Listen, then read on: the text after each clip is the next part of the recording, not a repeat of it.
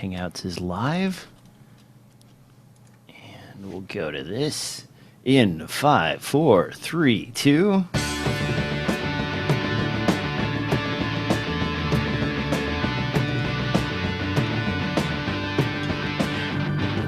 Hello and welcome back to another exciting episode of DSLR Film Noob Podcast, where my camera just went dark and Devin is still there.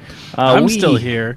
We are, doing good, I guess, except for camera issues, which is strange. So, I don't know. We're live, I guess, but we're not live. Well, I don't know. I'll take a lead on this one, because this is the part where DJ asks, Devin, what have you been up to? Yeah, what have you been up to? So I'll talk a bit about what I've been up to while DJ figures out what's going on over there. For me, it's been a lot of running around. Things have actually fallen quiet as of recently, but it's been 7 days a week doing a lot of freelance work, a lot of editing, as well some more of the 360 tour work that I've been doing, where you set up a camera on a tripod all over a space, and it creates a 360 image, and it's kind of an algorithm that puts together Google Street View, but inside using lasers and a bunch of fancy stuff that I'm too stupid to understand how it works. But other than that, it's a shame because I haven't been out shooting yet, which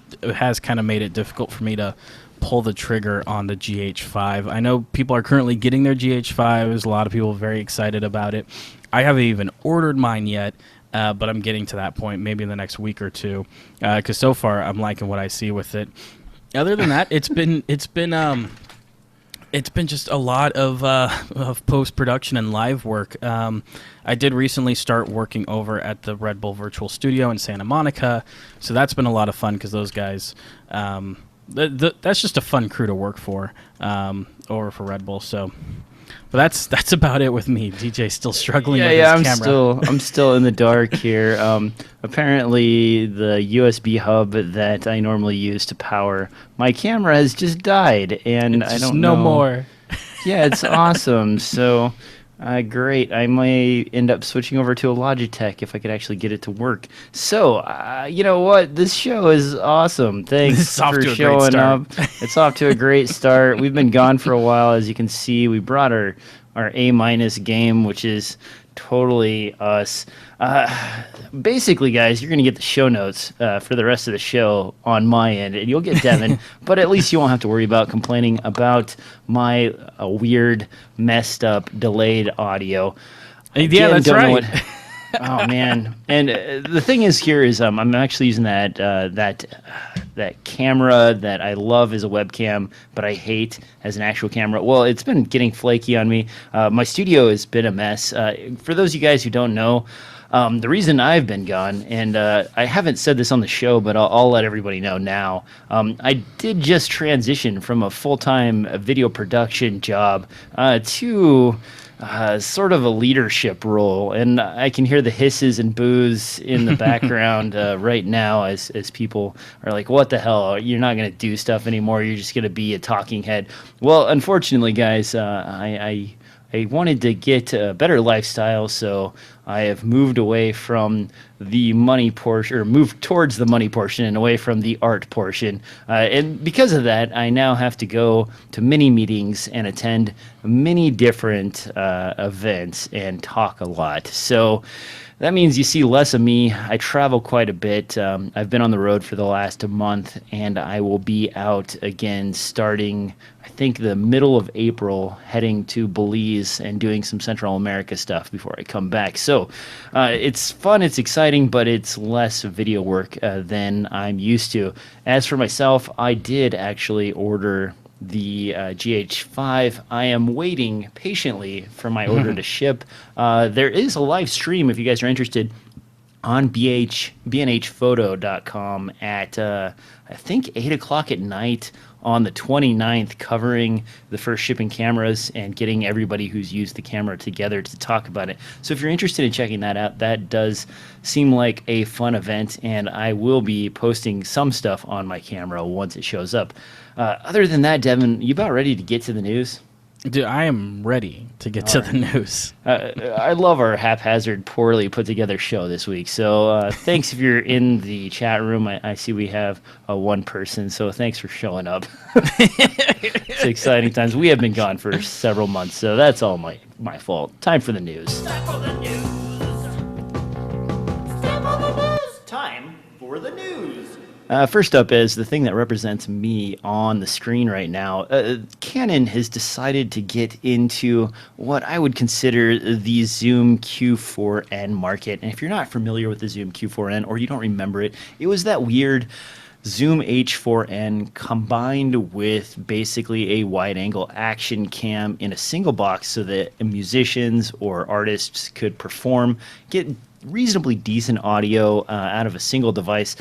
Canon's is pretty much the same. This is the Mini X, and there's no price yet on it, but it's basically a wide-angle lens, 2 microphones strapped to a tiny box that sets up on a stand and is set up for musicians and other people to perform in front of. Now, Devin, first of all, there's no price yet on this, but what price range do you think something like this should be in a market where we already have, many action cams at $200 or less, and we also have multiple offerings from companies like Zoom that are in the $249 range? It's interesting because it's seeing Canon step into this marketplace where originally like the Zoom Q4N and the other Zoom products we've seen, we've been like, they're dominating this portion of the marketplace, but understandably, I didn't think that there's a whole lot of like consumers, just people who are willing to buy into that. I kind of see this as maybe they think this is something that rolls into vlogging. I've seen more and more vlogging really blowing up in popularity on YouTube, but considering the current form factor, everything else, it doesn't seem to be a great solution for that. And also, too, from like a musician angle, I kind of understand part of it, like if you really are low tech and you just want to set up a camera in the back of a room. But at the same time, it's also really kind of garbage in terms of the audio quality because the mic needs to be where the sound source is. Like, that's just a thing. That's like how you light a scene is how you place the mic towards the audio source. And seeing here, I'm kind of like, I get it, but I just don't understand why Canon seems to be jumping all over the demographic. I don't know if they're like thinking this is a way to attack the market share and bring like, I guess, more people into the Canon fold. But for me, it's one of those where, yeah, the audio may be good, except it's far from the sound source. Yeah, the visuals may be okay compared to an action cam or something like that. But at the end of the day, I'm like, for me, I wouldn't even spend necessarily $200 on it. And I give them props because I know the audio will at least be like very passable, especially in a vlogging situation where we don't see a lot of vloggers using things like action cams, and that's purely on an audio quality standpoint. Have you actually seen any of these like camera mic combinations in real life? I mean, no, on someone's desk or someone using it? No, not once. Yeah, it's through all, but then again, too, I'm also in the realm of like video people. I feel like this is something I wouldn't see on somebody's desk because the consumers that use this don't necessarily work professionally or are part of a professional team for putting content together. And so it feels really for like, I guess, an impulse Amazon purchase or something like that. You've got the Zoom up there on Amazon and it's $250. And for somebody who doesn't know a lot, and this promises to be a one-click solution, as long as you charge it, you press the record button, and just like your cell phone, it takes good video and, somewhat better audio. I think that that's kind of impulse purchase range for the kind of people who would use this product. I couldn't see somebody who like really loves filmmaking or something like that saving up for a product like this because I just don't think it delivers on any front particularly well.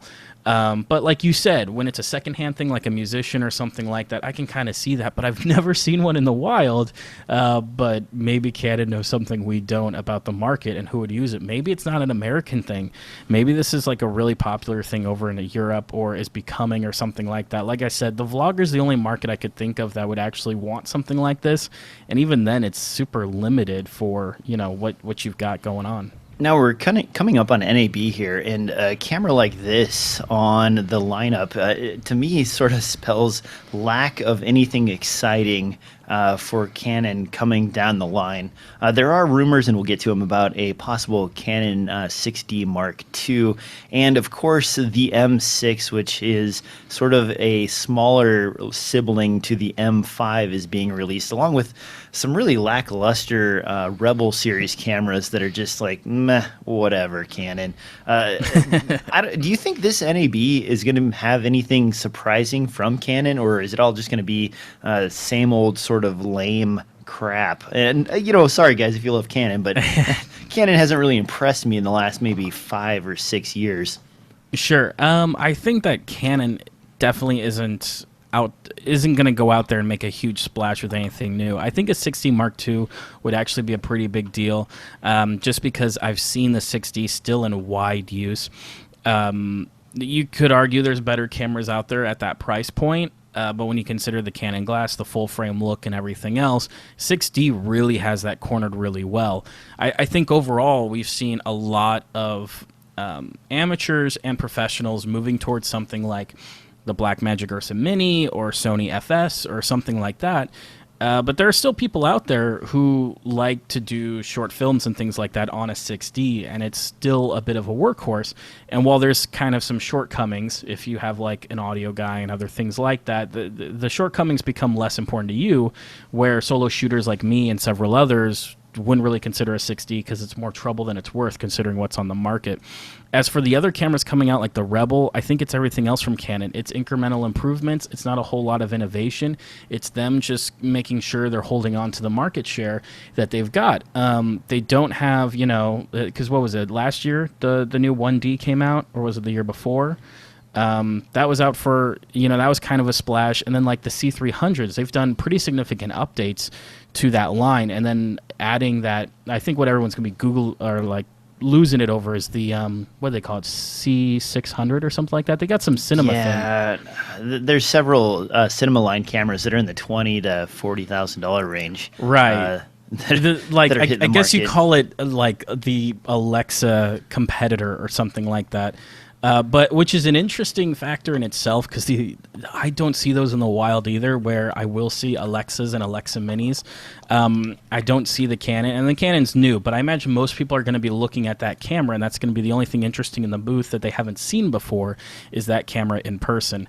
It'll be interesting to see if Canon can take some of that away from Alexa, because let's face it, when it comes to your larger budget productions in narrative work and such, they've totally dominated, and very few people have come close. And unless it's really been a budget concern, that's the only time that Sony or anyone else comes in. And Canon comes out with a camera that has, is trying to compete at that level. I don't know. It'll be interesting to see if people can, because I know people like the Canon Cine glass. I've seen that used a lot on different Alexa bodies and things like that. But for this, you're right. I just don't see Canon doing a lot at NAB, and you take some of this consumer stuff they're coming out with, because let's face it, like, they probably make more money on a Rebel than they do on a 1DC when you consider numbers and everything else.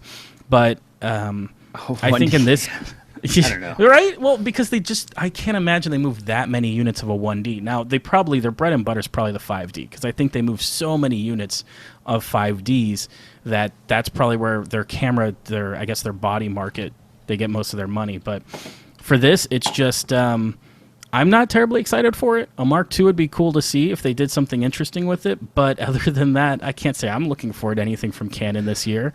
And I imagine you aren't either, but you're more of a Canon shooter than I am. One of the things, and I'm actually holding up a webcam here. I finally dug one up in my office while Devin was talking, and I have nothing to set it on.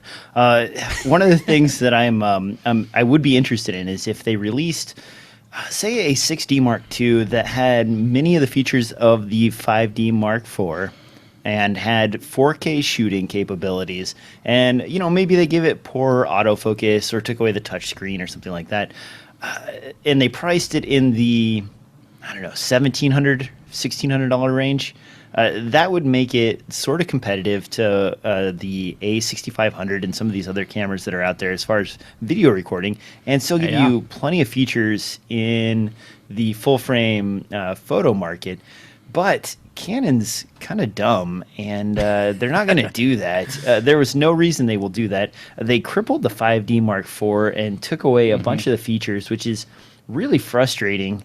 I don't think that they're going to do anything smart. Canon, as well known of a company as they are just really bad at servicing their customers, and they've basically almost accidentally stumbled into the film market continuously, and now they're just floundering trying to figure out what people want. Will that actually happen? Probably not. I don't think Canon's going to do anything really amazing, and now that they are sort of in the cinema mode, I guess, and I will say that the cinema lenses do look really nice. Canon's going after the big fish. They're getting rid of a lot of the features for the smaller cameras or just reiterating the exact same features. And in the higher end market, they are creating 30, 40, 50, $100,000 cameras that will sell and make a lot of money in a single purchase as opposed to a bunch of smaller profits from littler cameras. Will we eventually see a 5D Mark V with 4K full frame? Probably, but not until every other camera in their lineup has run its course or somebody just completely stomps on their throat and drops them to the ground. And, Sony, on the other hand, is doing an awesome job with the A99 Mark II, the A7S, or the A7 series in general, and even their, APS-C sensor cameras. What the hell is Canon doing? And then now you have Olympus in the game. You have Panasonic, coming out with what hopefully is a rather spectacular GH5. Canon is kind of doing the same thing Nikon is doing, just sort of sitting on their laurels. Nikon's further behind the game, but I can't imagine Canon will keep up in the video market if they don't get on it. I don't know. Devin, do you have anything to add to that before we move on? Well, for me, I think that Canon already has a really strong foothold in the, how do you classify it, I guess, prosumer market, and that's your like C100, C300 kind of thing. I think that they have that locked in really well, and I'm not sure that and I think we've discussed this so many times, they don't want to bastardize the sales of those higher end cameras, and it's unfortunate because they got their making off of that 5D, and now they've ignored that because now that the name's out there, they're going big. I think from a marketing perspective, it's not a bad move to take. Though, I think it's just Canon's lost interest in dominating that sub $2,000 price point of the video side of the market. They have it pretty much, as much as they've always had it in stills. They share a bit with Nikon. Like I've never seen a wedding photographer with Canon. They always have Nikon. So, but still, I've seen like everyone who goes out for journalism and stuff like that. Wait, back up. You've never seen a wedding photographer with Canon gear? Yeah, I've been to about 7 or 8 weddings now, and of course, as a guy, camera guy, I'm always checking out what they're using. And they've always had Nikons. Really? Yeah, I asked a few of them why, and they all seem to come back to the same answer. They go, it's better focusing in low light. And they go, that's the main struggle I have, so I went with Nikon. So I'm sure there's some out there, but I'm just saying, in my experience, the wedding photographers are always on Nikon, and the journalists and the people in the news studio, they tend to be on Canon. So I feel like they have all that, and I think they just don't care about the sub $2,000 market. I think there's not enough money to be made at that point. And so I think the main concern is basically going to be Canon trying to get that Area Alexa branding or name. Well, last thing before we move off of this Canon horse that we've been beating, there are rumors that there is going to be a 6D Mark II announced at NAB this year.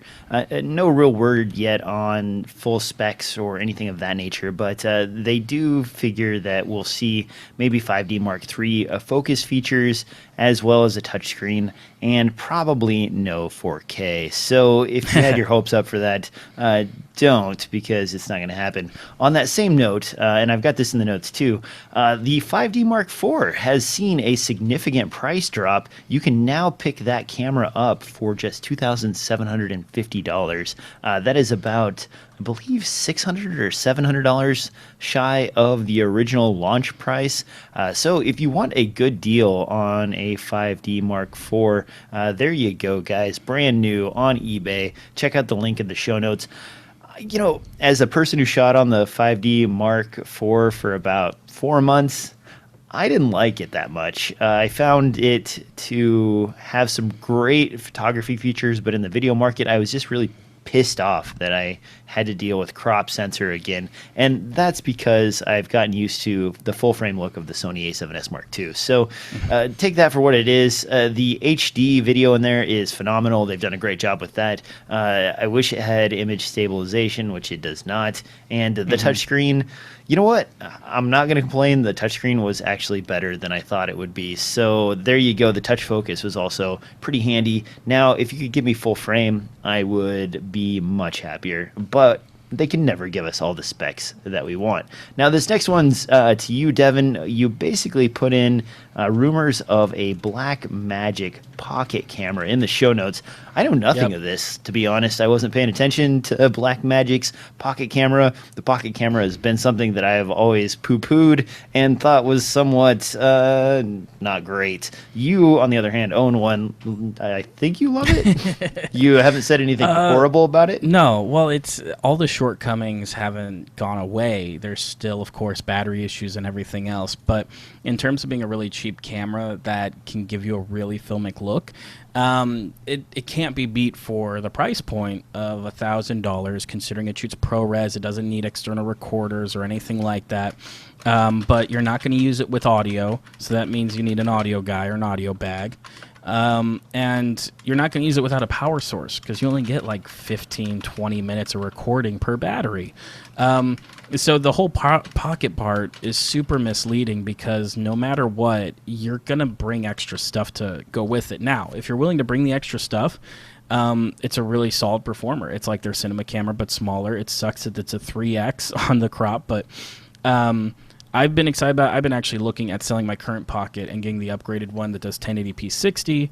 But now, you know, there's rumors that at NAB, it's gonna, you know, they're gonna come out with another one. I think these rumors are false, and it's based off of one fact that it says H.265 is possible. We've never seen a BlackMagic camera do a compressed format like that, and for good reason, because it costs money in licensing, it costs money in chips and processing when you're building it, and it complicates the whole process, I think, in terms of color science and everything else. So I think for that reason alone, I just couldn't see it because I think it just kind of goes against BlackMagic. None of their hardware has ever touched any kind of compression, whether it's a hyperdeck, a shuttle, you know, an Ursa. It doesn't matter. Wait a minute, doesn't their screen recording, their little 5-inch monitor, have a compression option in the menu? You mean the video assist? The video assist, sure the video assist didn't. No? Okay, maybe I'm wrong. I could be wrong. I've only used that thing like twice ever, you know, so... okay, so no compression. You don't think H.265 is an option. And to be honest, I think you're right, Devin. Why would they go that route when the UHS-2 standard is out now and we're seeing 300 and 400 meg per second cards hitting the market from Sony and from SanDisk? They now have the speed, all the speed they need to do that sort of thing. Yeah, and the digital video assist only does DNX HD and only does ProRes, and those are the only options it's got. Okay, I am completely wrong. Thank you for schooling There's me. a lot of video recorders out there to get your head spinning. But so I don't think the 265 is even something they would care about, saying things like better battery life. It would be interesting if they did come out of the Micro Four Thirds 4K, but once again, I struggle to think that they could fit 4K into that super 16mm sensor, but maybe they can. That just seems really small to me in terms of pricing, unless they go with a larger size sensor, which they could always do too, keeping the Micro Four Thirds mount. So I mean, Blackmagic's been kind of quiet, and I'm not sure they're going to come out with anything new, considering they just came out with a new Ursa Mini, or announced it. So I imagine that's the only thing they're going to bring to NAB. Now, hold on. The new Ursa Mini, isn't that just the 4.6K Ursa that they announced a while ago? Or am I incorrect? No. No, is there even newer version? Yeah, of that? Or did they just finally start shipping the 4.6 right before they get to this year's NAB after the announcement last year? No, they're two different products. One's called a 4.6. The other one's called an Ursa Mini Pro. Oh. The main difference... Yeah, the main difference is that the Ursa, the Ursa Mini Pro has a bunch of physical controls. It has a built-in ND. Like the side of the screen shows what you typically see on a broadcast camera, which is like time code, audio levels, all that kind of thing, making it really look like a very shrunken down broadcast camera. And I think that that's what they were aiming for. I don't think they saw enough of them flying off the shelf for ENG or documentary types, though we have seen a large interest in the Ursa Mini. And in this case, they went, okay, you want physical switches, you want to be able to use the camera without looking, and you want the built-in ND, so they gave you all that. So it's a whole new product. I imagine it'll probably still be a year and a half before it ships. But they'll probably be showing that at NAB, and that's probably all they're going to have to talk about. I mean, sometimes they launch a few products, but I imagine with them putting all the R&D into this, I can't imagine them launching something else, but it wouldn't be impossible to think that they've taken some of this technology and finally made a 4K pocket camera. But those rumors are unconfirmed. Help me here, Devin. I've got B&H open right now. I'm looking, and the Ursa Mini Pro 4.6K, is that the one you're talking about, or is that the 4.6K that I was thinking of previously? No, the 4.6K you're thinking of previously is just a 4.6K, as far as I know. Man, why did they do that? This is really confusing. When you think you've got the naming down, and then instead you end up with something like that. I've seen actually, and this is surprising to me, I've seen a number of Ursa Minis in the field. And, I watched a guy wandering around trying to shoot a documentary with it. I was like, what are you doing? And he's like, well, I really needed a good camera, and this is the camera I went for. And he's like, but I have to light every scene, so they're set up every time. I'm like, you're doing a documentary. Wouldn't you want a camera with better low light performance? And he's like, well, if you take the time to light, and he started giving me the lighting lecture. And I completely understand that. Like, if you have the time to light, but usually, and maybe I'm wrong, but the documentary stuff I've worked on was very spontaneous, and you kind of just had to capture everything and hope for the best. And if you're sitting there setting up lights before each interview or doing anything like that, you could miss what you need to actually film. Am I wrong? No, that's totally true. For documentary work, it's not, I would say, an ideal camera. The Ursa Mini, I can kind of see the Ursa Mini Pro with the built-in ND and everything like that. I could see it being somewhat of a documentary camera because, let's face it, its low light is still better than when people are making documentaries on top of the DVX 200Bs, with the mini DV tapes back in the day. So it's I'm not saying like it's it's so garbage it can't be used for documentary work. It's like, no, the low light, you take it up to 1600 ISO, it's not bad. In 1600 ISO you can shoot in a street light. Like you're not going to have night vision, but you can shoot in the street light.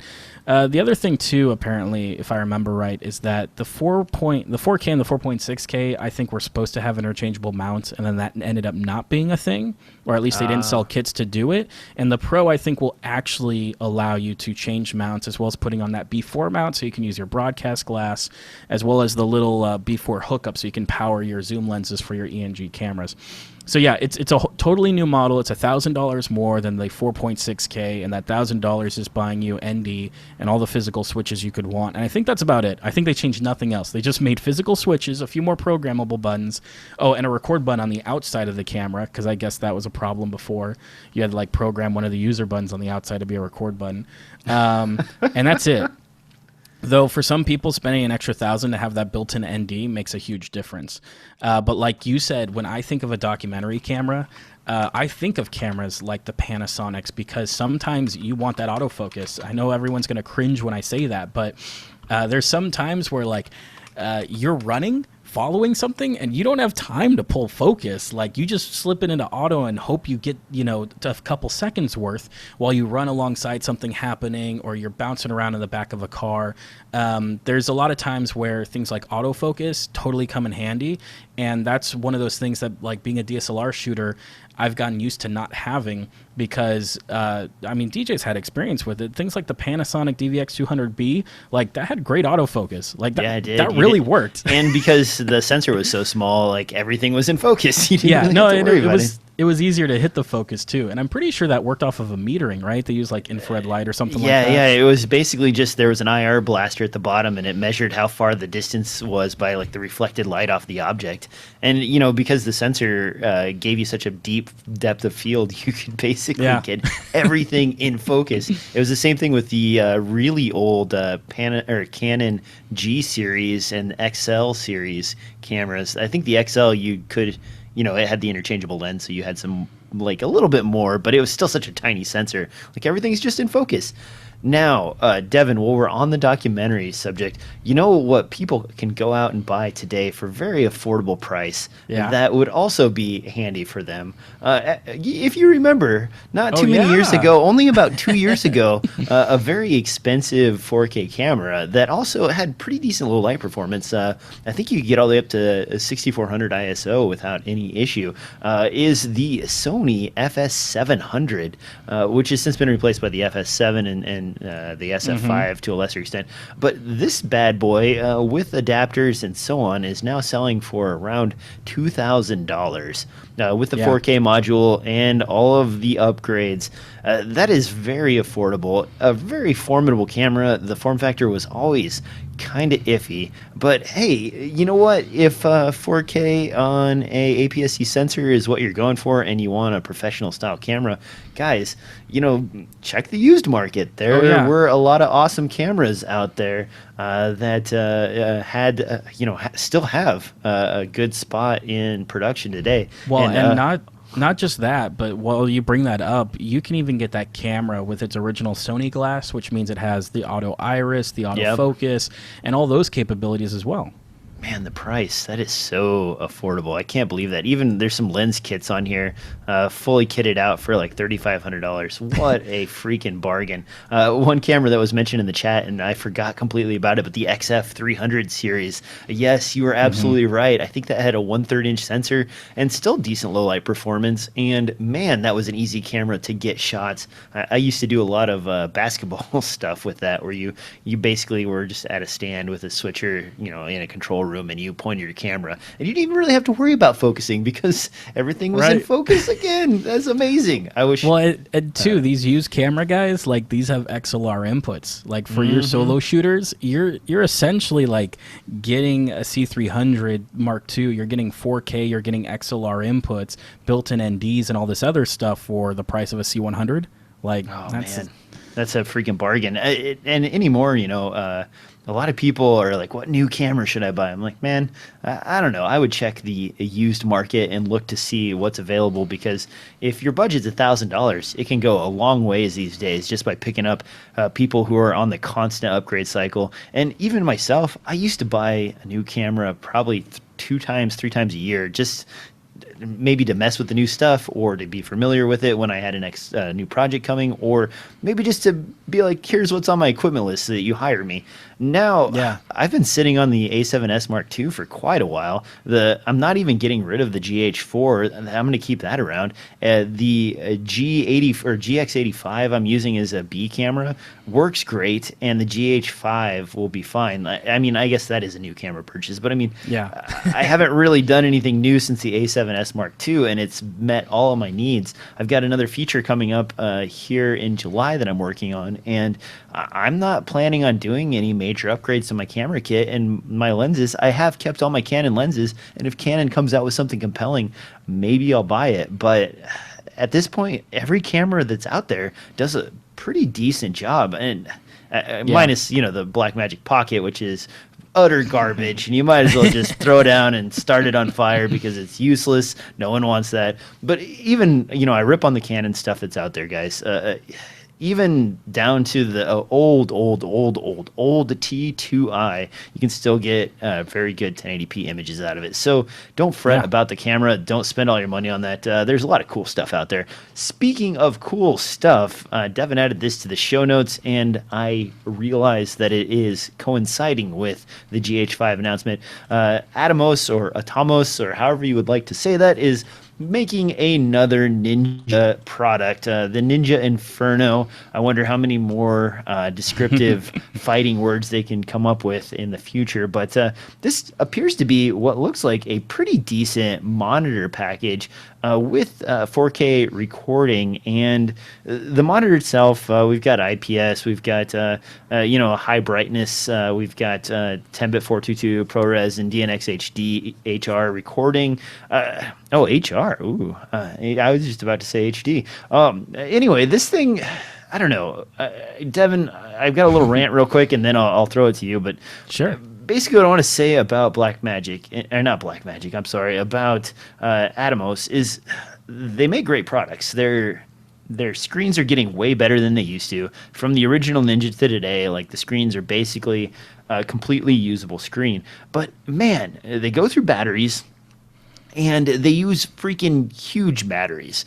So if you're using the Sony L-series batteries on one of these guys, by the time you get it batteried up, a hard drive in it, and you get it mounted, I've seen rigs where a Ninja was actually bigger than the camera that they were shooting on.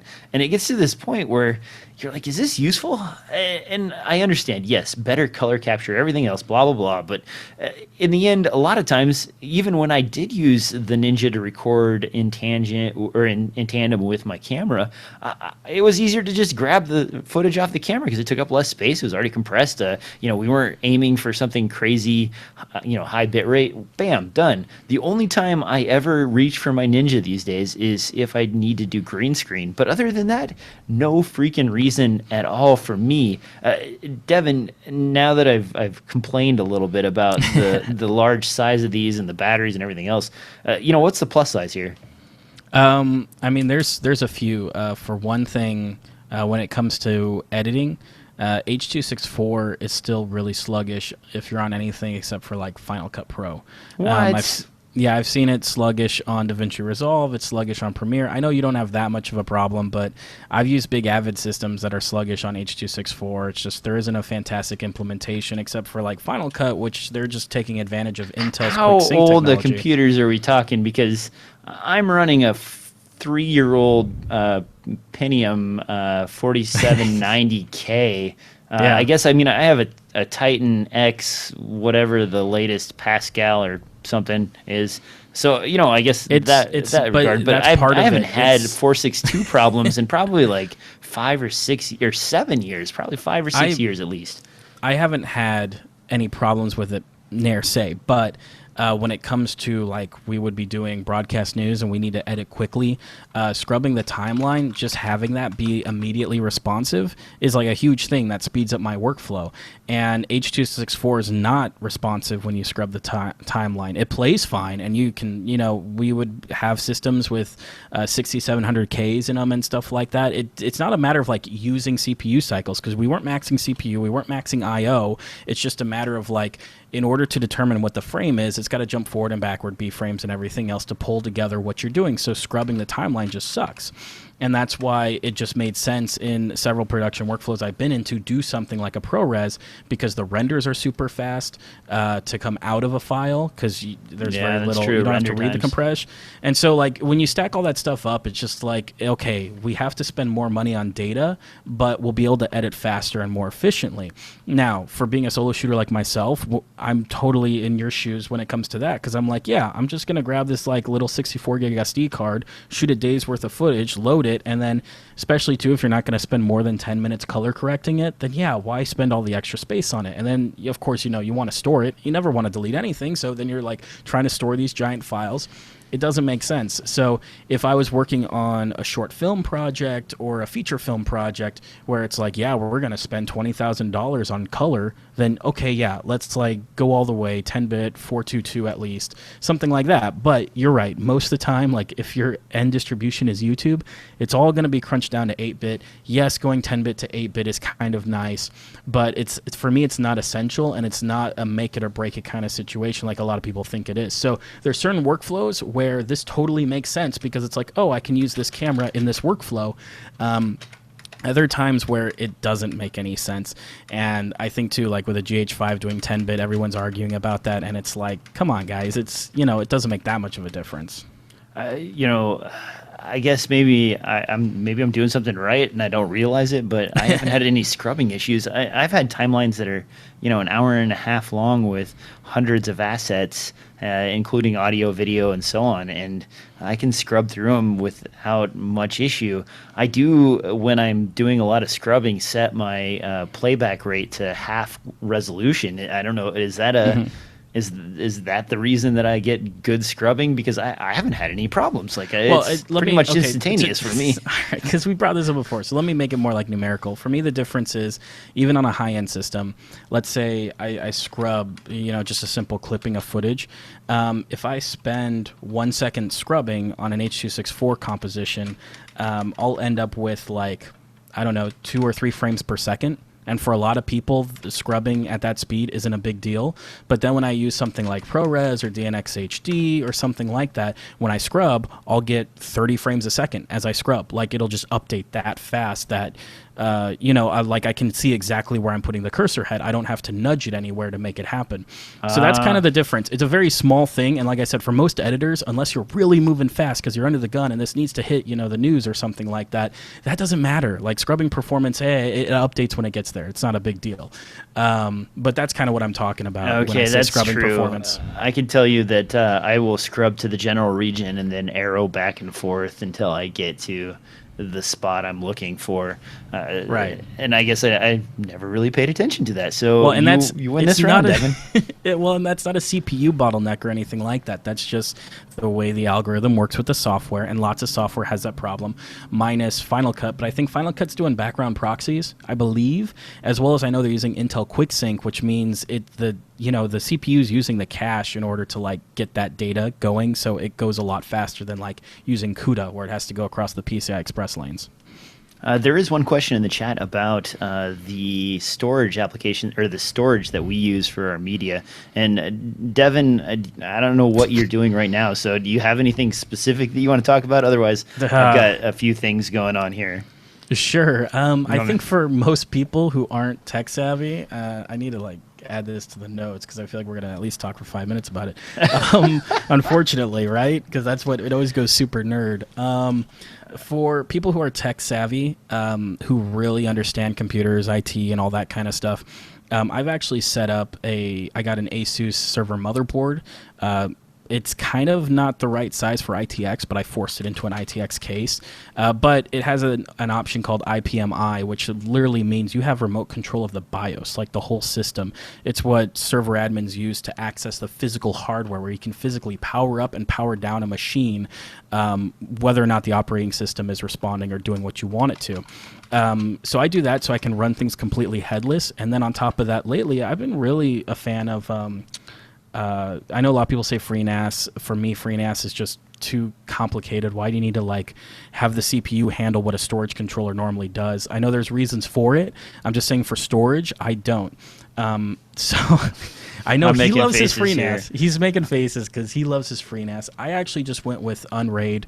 I like the fact that it does basic pooling, which means I have a parity drive that can handle in case a drive fails. I do only have single drive failover, but I can always just pop a drive out, plug a new one in, and say rebuild it. I can always just add more disks to it if I want it to be bigger. They don't need to be the same size, same brand, or anything like that. They just need to be working disks. So I like that flexibility that I can keep upgrading it as I go. I bought a little ITX tower that's got 8 hot swap bays. And so currently I have several 6, 8, 4 terabytes in there. So I have about, I'm looking at it, 36 terabytes of space. So a lot of my stuff is on that. I've also got a few like backup storage drives too that I eventually move storage stuff to, but I kind of use that also too because I like having a home server. Now, if you didn't understand any of that because you're not a technical guy and you're not an IT guy, then just using something like a QNAP, being able to put in drives for that. Synology, I really like their stuff. Even in, like, you don't have to get up to enterprise. Even their consumer end stuff is really good in my opinion.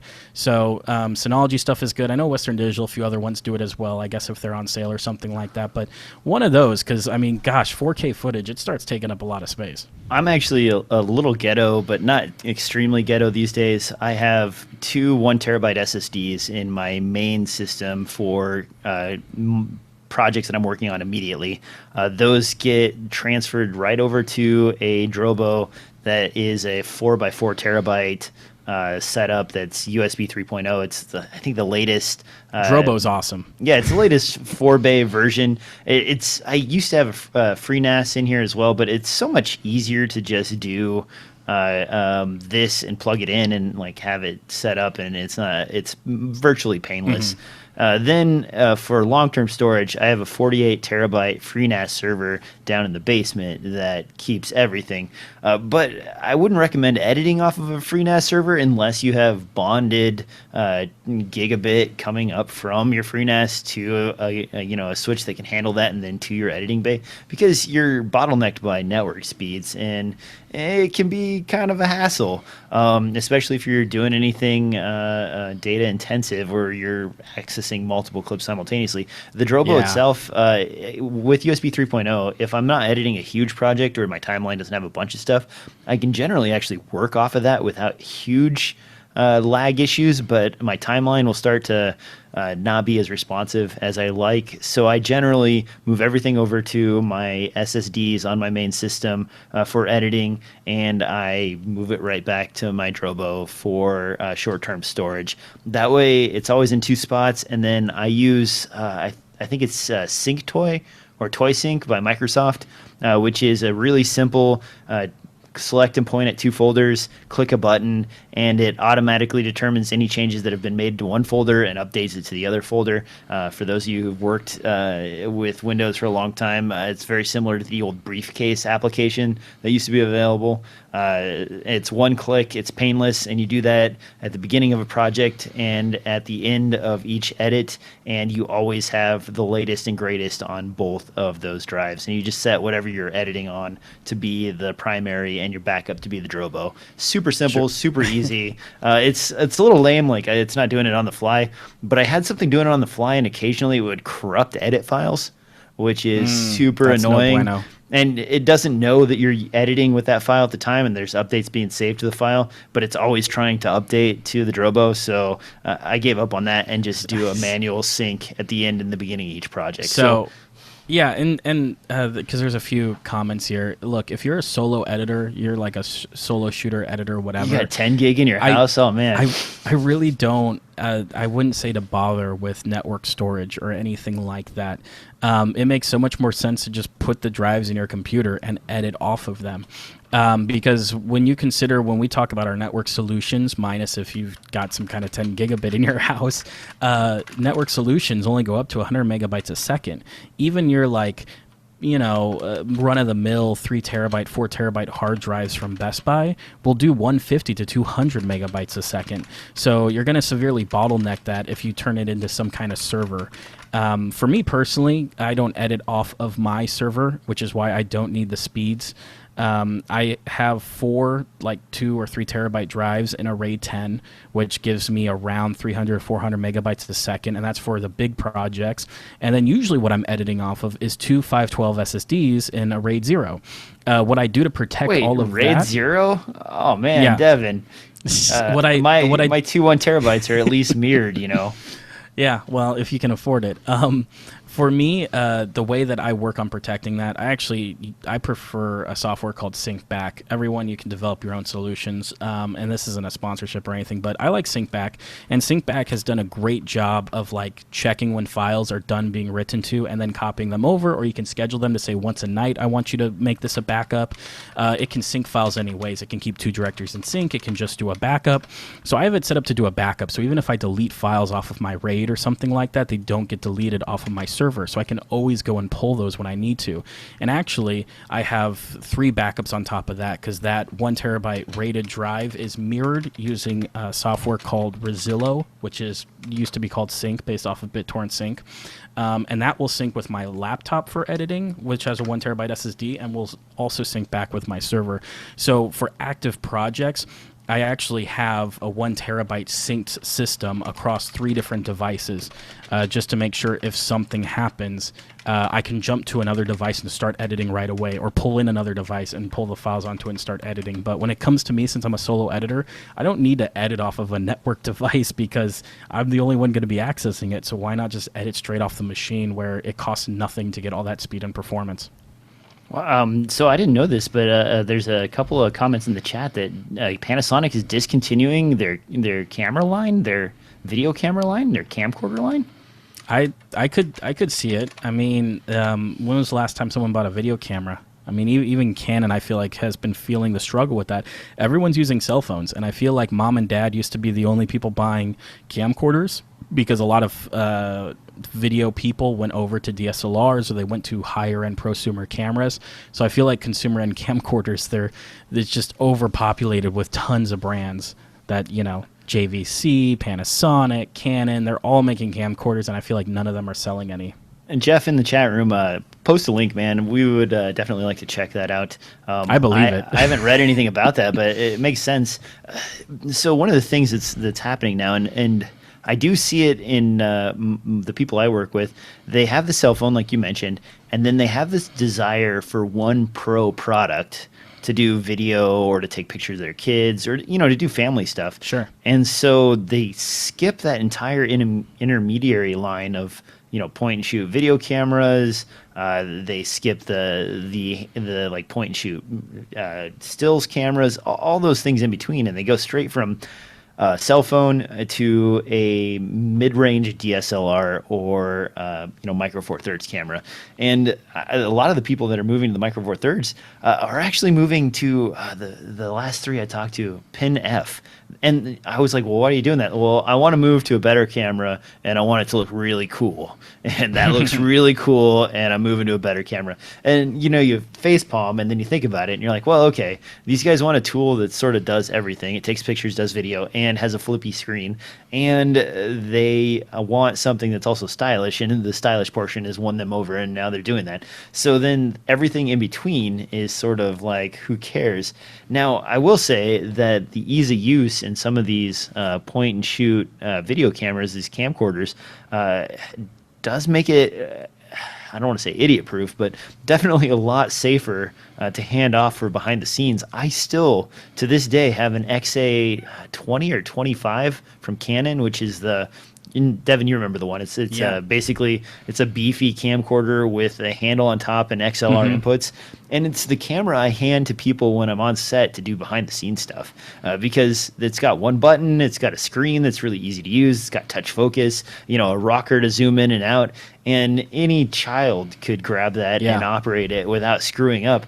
And worst case, I put a Rode VideoMic Pro on the front of it and plug it into the audio jack, and bam, Bob's your uncle. This is it's really simple, and that's where I still see something like that. But at the same time, I think that doesn't sell enough cameras. No, well, and I think the main problem with that is just the branding. Like, I know people who aren't video people who, when they heard that the season finale of House was being shot on a 5D, they're like, oh, well, that's the video camera I have to get. And like, I'm like, the 5D is the worst video camera to get. Like, it's complicated. It's hard to use. Like, there's options and crap. And, have you tried installing Magic Lantern on a camera? There's a reason why there's so many tutorials. It takes some time and some effort.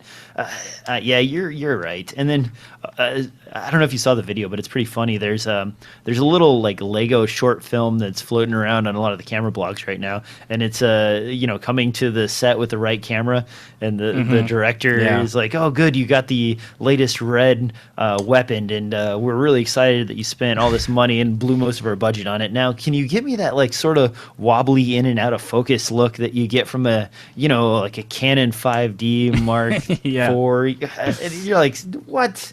And I've heard that on set so many times that I actually got a kick out of that. And then they're really mean about the sound guy on that little short. They keep making fun of the sound guy. He's like, he's dumb, doesn't know what's going on. Sound guys are always the butt of the joke. It's unfortunate. We've spent a lot of time wandering off topic here. What else do we have, Devin? So we've got 3 new cameras from Canon that I quickly just wanted to mention. They're not very exciting. We've got the 77D. We've got a new Rebel. And we've got the EOS M6, which is basically the M5. A little bit smaller, minus the viewfinder. You have to pay extra to have an add-on viewfinder. And really, other than that, it's pretty much the same camera. There aren't very many specs. And then the price is going to be a bit more affordable. I think they're dropping it by $200 or $300. So that's it. There's a link to the article over at The Verge if you want to check that out. But otherwise, not really anything exciting to talk about. Now, before we go, Devin, I do want to mention the GH5 one more time. We've kind of dropped the hints that I am ordering one. You are not. But there's a lot of news out there. And I remember just recently reading on, I think it was Cinema 5D, a really scathing review about the H.264 compression on the GH5 and complaints that the pixel depth wasn't standing up to what they were claiming, and they were blaming blocking artifacts that they were seeing on this. Now, Devin, you're bigger on that sort of tech than I am. Does this stand up? And I know I'm throwing this at you because I didn't even give you the link to the article. I'm just like telling you this random crap and expecting you to answer questions. But it did seem like it seemed pretty harsh. Do you think there's a little bit of bias there? I guess maybe bias is the wrong term, but maybe Panasonic didn't send them a review model, and so they had to like beg for one, and now they're upset about it or something like that. I don't know, because that gets into the realm of controversy. Here's what, because I did see when I eventually caught up after all my work, I caught up on the news and saw that article had been taken down. Because I wanted they did finally take it down. Okay. Yeah, well, I went to an article a few days ago, and it had a notice saying, "Hey, we're reevaluating things, and we have taken this article down in the meantime." So I couldn't see exactly what they were saying, but I at least can speak to the fact of the 8-bit versus 10-bit and everything else, because people are saying there's no difference in it. It doesn't mean anything. And a lot of people are doing math based off of like lossless video data, which is a good starting point. And they're saying, what's the point of 10-bit when you don't have enough bit rate to consume 10-bit or to capture everything that 10-bit can be? And the one thing that I find missing in a lot of these videos and articles and explanations and everything is that H.264, H.265, their compression works off of downsampling the data. In its simplest, way to explain it, that's what they're doing. They're sampling the data and they're like converting it down to simplify everything. Now, so people say a 10-bit file at 150 isn't enough megabits in order to facilitate a 10-bit file. No, but neither is the 100 megabit file for 8-bit either. Like when you talk about raw video data. But what we're doing here is we're combining common colors, and by having that 10-bit file, it just means that the color you're recording is going to be that much closer to accurate than necessarily, already starting with an 8-bit structure, which is already kind of taking the natural colors in the world and kind of bringing them. Yeah, because it averages 4 spots. So, I mean, you're basically like losing whatever was in between those averages. Right. And people don't seem to understand why Panasonic would have like maybe all these different modes, right? I feel like everyone really likes to lock in and be like, this is the best mode to shoot. This is the mode you shoot in when you're serious. And I've never subscribed to that. True. I like the whole reason why Panasonic has, say, an all-intra frame mode, and I'm speaking about my GH3, having an all-intra frame mode as well as having a normal IPM, or I'm sorry, I'm forgetting what the initialism is for it, but a non-all-intra frame mode is because they serve two different purposes. If I have a lot of action and I'm running handheld with the camera, I do all-intra frame because motion data is more important for me than necessarily detail. I know I'm sacrificing detail when I use all intra frame. And why is that? Well, because you're spending a lot of data making sure you get the whole frame, which will make motion look smoother, but you're going to lose a lot of detail if you're standing on a tripod. So when I'm standing on a tripod and there's not a whole lot moving in the scene, then I'm using a non all intra frame. Or if I'm like recording a waterfall where there's lots of data everywhere, then I'll use something all intra frame, even if I am on a tripod. So there's different shooting modes depending on necessarily what you're capturing to try to make the most of that compressed bit rate. And people don't seem to take that into account. People don't seem to understand that like H.264 has a baseline, a main codec, and different levels within that on how complicated they make everything. So I think at the end of the day, I think the 10-bit stuff is awesome. Also, it being able to output 10-bit just like the GH4 did, that's great because if you really want the best quality, you can go get that Atmos Ninja Inferno Burning Flame whatever, and you can get, your ProRes, your DNX HD file out of 10-bit if you really need the best. But if you're spending that much money, I'd say go with a higher-end camera that shoots a better codec system like the Sonys do. They have special cards for it, but go then, get an FS7 or something like that that'll serve you better than carrying around this giant rig, trying to make a GH5 into like an FS7. It's just, to me, that doesn't make sense. But to each their own. There's several ways to skin a cat. So I think in general, I didn't see the controversy about 8-bit not being true 8-bit or something like that. But I could see a way where you could make a test that shows the flaws of really basically showing the flaws of compression than necessarily showing the flaws of a camera. Because I imagine just like the GH4, if you tested the output, which is closer to what the sensor is going to give you, you'll see that on the HDMI output, it's probably going to be 10-bit uncompressed, even when it's recording in 8-bit like the GH4 did. I just imagine it's going to be the same way. So I can't report that that's the case. I can't report on what they did because I didn't get a chance to read it because now it's taken down, which would have been a fun read. But either way, I don't know anything about the conspiracies on why they would try to make a false test. I don't think that's their brand of justice. I saw so much hate floating around the internet, and people were tearing it apart, asking if they tried it in different NLEs, asking, how they captured it, various other things. And it's like, whoa, wait a minute. These guys, maybe they missed a few things, like stuff I wouldn't even thought of. As far as the GH5 and the GH4 goes, though, the vlog, guys, it's not a silver bullet. Devin mentioned, and I started laughing because he said, you can't just pick one mode to shoot in and make that be the thing that solves every problem. I know shooters that paid the $99 upgrade to get vlog for their GH4, and were upset, extremely upset, because they didn't like the look of the footage. They thought it looked like crap. And it's like, well, guess what, guys? You're taking your contrast and you're adjusting the saturation, and they're expecting you to go through it and grade all that crap in post, do the extra work, and get it back to the vivid style that's in the camera. Sure. Well, and so, it's not just that. It's not just that. For me, I know. I'm simplifying it extremely, Devin. There's way more to vlog than just contrast and vivid, But the thing is like if you do that, going in, you're just getting a flat picture, and a flat picture is not attractive at all. You have to do something with a flat picture. And I think some of the complaints are even once you grade that flat picture, it doesn't come out brilliantly.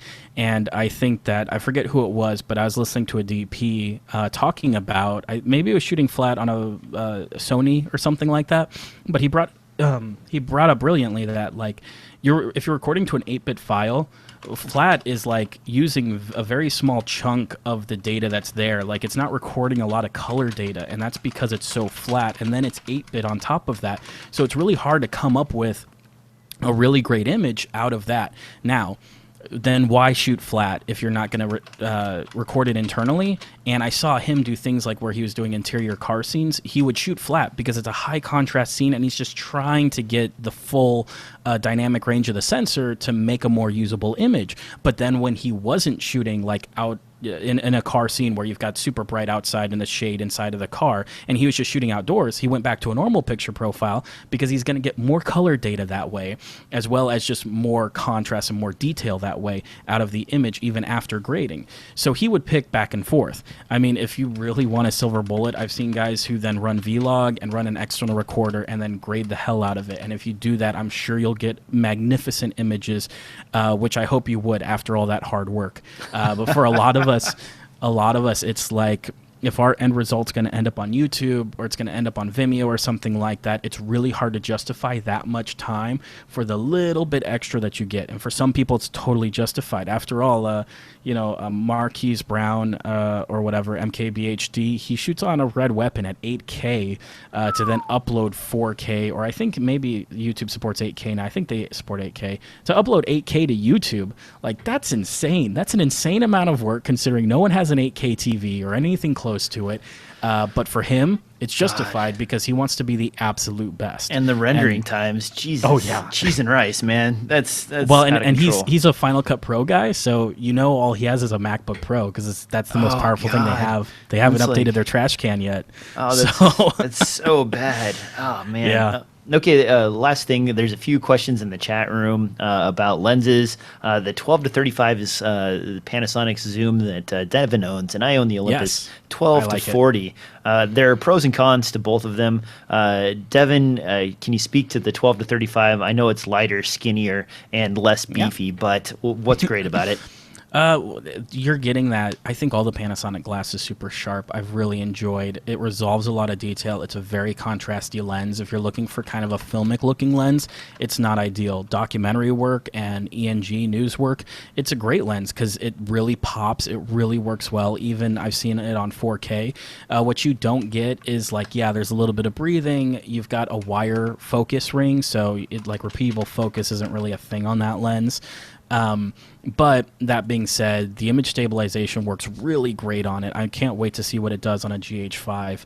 And that being said, even though it's 2.8, because it's not parafocal, you will see it kind of getting darker, brighter during a zoom. I don't really record on zooms when I don't have a powered zoom lens, but that's something some people may be concerned about.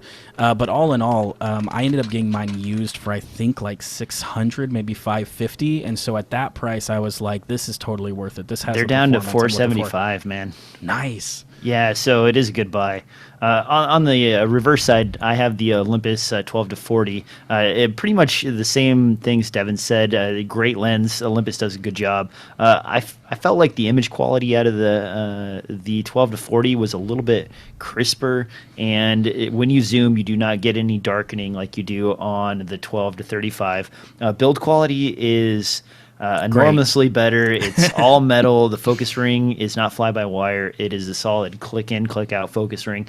But the downside, and Devin wins in this category, is if you want to travel lighter, the 12 to 35 from Panasonic is way lighter. I would say the image quality is within a margin of error between the Olympus and the Panasonic. I thought it was better, but that's more of a personal opinion than an actual test chart. So go with whatever you think. But the weight size, it doesn't compare. Like, I would almost rather have sometimes a cheap plasticky lens that weighs way less, gives me basically the same range as another lens, and is lighter and fits in my pack in a smaller, compact form factor. And in fact, I've been considering getting the 12 to 35 for travel and keeping my 12 to 40 at home for that reason. As for the IS, you will notice some image issues on the GH4 when you enable the IS. I was getting a little bit of blur in my 4K image. It was a little soft, and I don't know if that was just me. I haven't seen anybody else report on it, but that was one of the big issues for the image stabilization. Now with the new firmware update for the 12 to 35, that is supposed to work in conjunction with the on-sensor image stabilization system, so that you have your 5-axis plus you have your lens stabilization to give you supposedly phenomenal performance. Yeah. On the GX85 that I use quite regularly, the image stabilization in camera is phenomenal. I love that camera, use it immensely. And if you guys are wondering, there's a couple of mentions of ergonomics. This is actually what I use. It's a little hipster. It's a little wood, but whatever. It builds a nice grip on the front of your camera. It is basically a hand grip for the GX85 that gives you that form factor. There is also a hack to drill in to your GX85 if you're brave and add a microphone input, basically tapping the wires for the little mic that's on there. If you are brave, there's a teardown on iFixit, and they get right to the ribbon cable that has the microphone input. So you could do that if you wanted to. There are a few people I know that have done that for the LX100, which is a great point and shoot camera that also shoots 4K and has image stabilization. I may at some point do a video of the LX100 being cut apart and hacked into, but I am waiting for the LX100 Mark II before I do that, because I do love that point and shoot camera very much, and it is the one I hand to my wife when she needs to film 4K, which isn't very often, so it usually kind of just hangs out as a backup camera somewhere in a pack. I mean, I take it out occasionally when I'm only traveling with that, or if you're afraid of being robbed, that camera by itself and no other lenses is probably the way to go. Anyway, I think that's about it, Devin. It's great to do a show again. Sorry we've been gone for so long, guys. I apologize for the webcam issues at the beginning, and we will try to start doing shows again regularly now that I have the studio sort of set up. My 4K 40-inch panel is back up. I have all my gear back on the table. Look at how organized that is. No wires, not wires everywhere anymore. Yeah, just give it a week. Yeah, it'll fill up fast. So hopefully, and I made a trip to IKEA today to finish organizing the studio. So hopefully by next week I'll be in a good shape. So if Devin has time and I can make it work, we'll try and do another show next week. I will be gone 2 weeks in April, so no shows there, but I will try and post some pictures from Belize because it's unbelievable. And I'm mostly spending time in the capital, which I heard is kind of gross, but whatever. I got a 4-star hotel, which is equivalent to a 2-star hotel in America. Yay! Nice. On that note, Devin, where can people find you? Hit me up on Twitter, guys, at DevoCut. And as always, guys, you can find me at DSLRFilmNoob.com, on Twitter at DSLRFilmNoob, and on YouTube, onelonedork. You can find this podcast on iTunes, SoundCloud, anywhere podcasts are distributed. I will update the show notes. Devin, if you can add some of those networking links to that. I also put synctoy in there, which is extremely free and extremely useful for backing up your stuff from one thing to another. On that note, we will see you next week, and have a great GH5 release. We'll see you next time.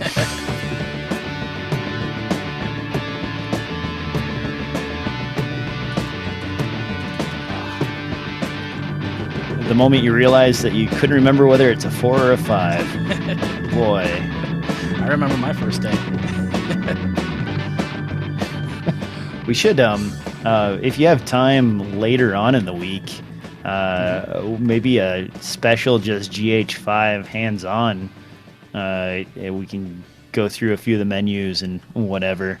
And I don't have a GH5. Well, I will have a GH5. I'll send you a text if I get the GH5 in and you are free. I know you're working in the YouTube studios all week, so I don't want to cramp your style, but I actually will be home all week, so I'm rather excited about that. The YouTube studio is only on Monday. The rest of the week I'll be at home, so I'll actually have a lot of time as long as you're available. But no, that's just a one-day show for Steel Panthers. Have you heard of them? I have not. We are still live, by the way, Devin. Should I? I know. No, that's fine. Okay. It's a public event. It's called like Lowering the Bar or something like that. I guess they're kind of a parody heavy metal band. Oh, nice. Yeah, no, I haven't heard of them at all, so I don't know anything about them.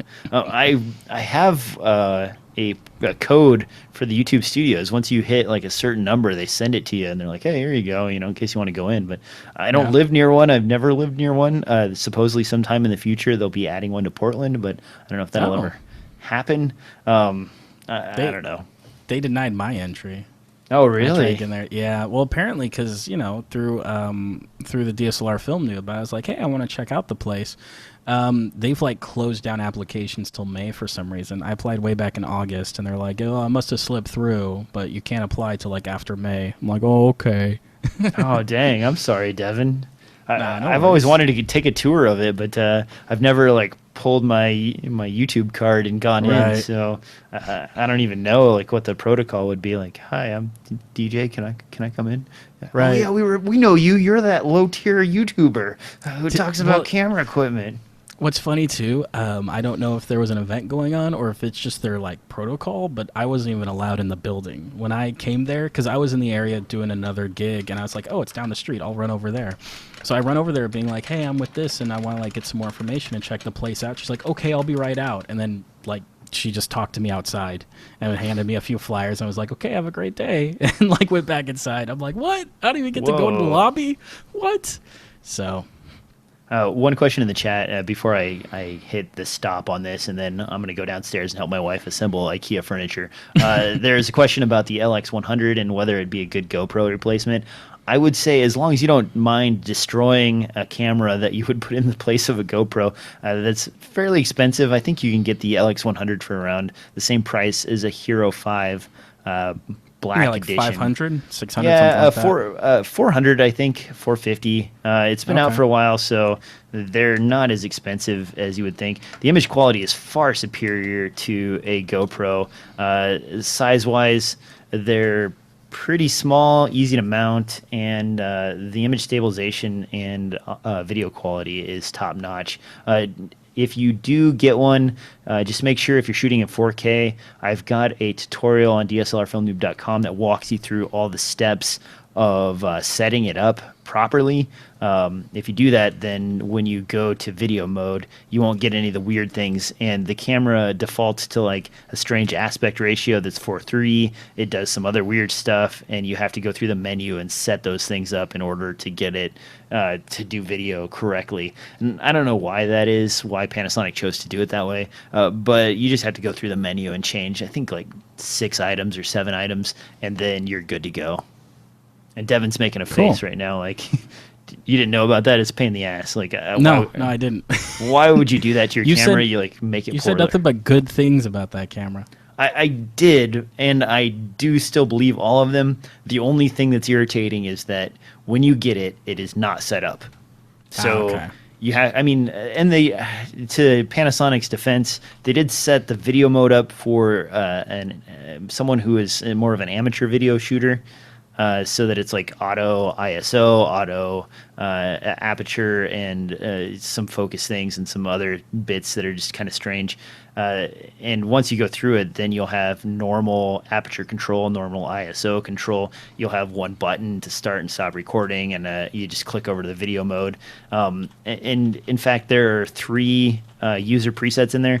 I just set one up with a dedicated user preset for a video, and 3 up as a dedicated photography switch. So then that way you just click Right. one, go, shoot video, click the other one, go. And then I set my ISO on the save preset in like somewhere in the middle, around like 400 or 800, so that I can just kind of quickly click over to what I want. It makes it super easy, and Sure. way better video footage than you'll get out of a GoPro. Oh, absolutely. It's that sensor. It's a good sensor. And GH5, man. I'm excited to get the GH5. GH5. All right, Devin. Thanks for staying up late, and we will see you Yep. next time, man.